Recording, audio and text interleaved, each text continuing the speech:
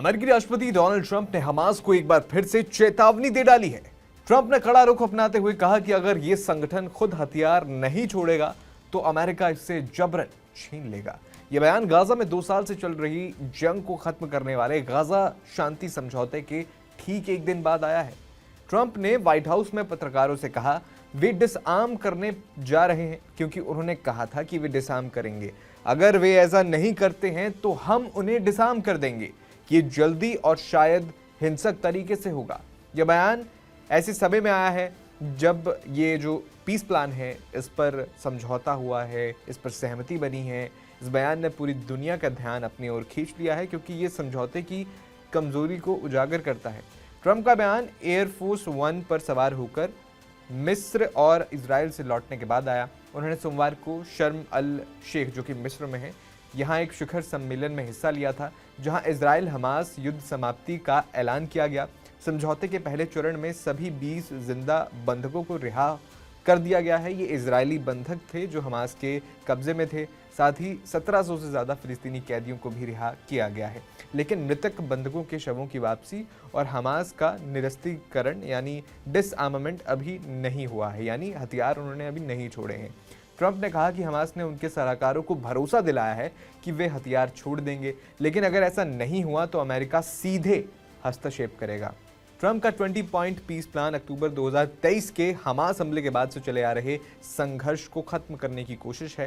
Trump ने 3 अक्टूबर को Hamas को अल्टीमेटम दिया था, रविवार शाम तक समझौता ना मानने पर गाजा में कहर बरपा देंगे। हालांकि हमास ने कुछ शर्तें मान ली, जिसे बंधकों की रिहाई और सहायता की तत्काल एंट्री, लेकिन निरस्त्रीकरण यानी डिसआर्मामेंट पर साफ साफ रुख नहीं अपनाया है या नहीं बताया है।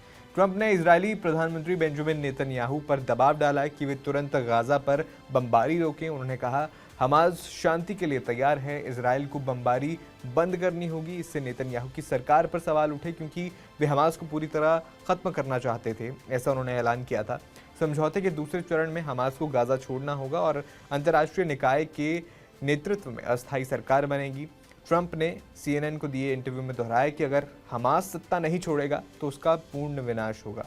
इजराइल ने ट्रंप के प्लान को समर्थन दिया, लेकिन हमास के डिसआर्मामेंट पर सतर्कता बरत रहा है। मिस्र और अन्य अरब देशों ने समझौते का स्वागत किया। संयुक्त राष्ट्र ने गाजा में तत्काल सहायता की मांग की है।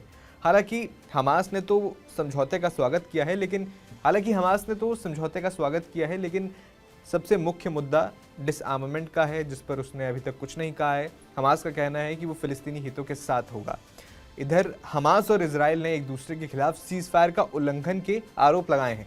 गाजा सिविल डिफेंस के मुताबिक खान यूनिस में 2 अलग अलग जगह घटनाओं में, ये जो घटनाएं 2 अलग जगह हुई, इसमें इजरायली सेना की गोलीबारी में 7 लोग मारे गए। उधर एक इजरायली चैनल ने रिपोर्ट किया कि जब तक बंधकों के शवों को हमास नहीं सौंपता, इजराइल गाजा और मिस्र को जोड़ने वाले राफा क्रॉसिंग को बंद करने और मानवीय सहायता को कम करने का फैसला ले रहा है। अब देखना ये होगा कि ये संघर्ष समझौते के बावजूद बढ़ेगा या कम होगा। आपका इस पर क्या कहना है, हमें कमेंट बॉक्स में ज़रूर बताएं।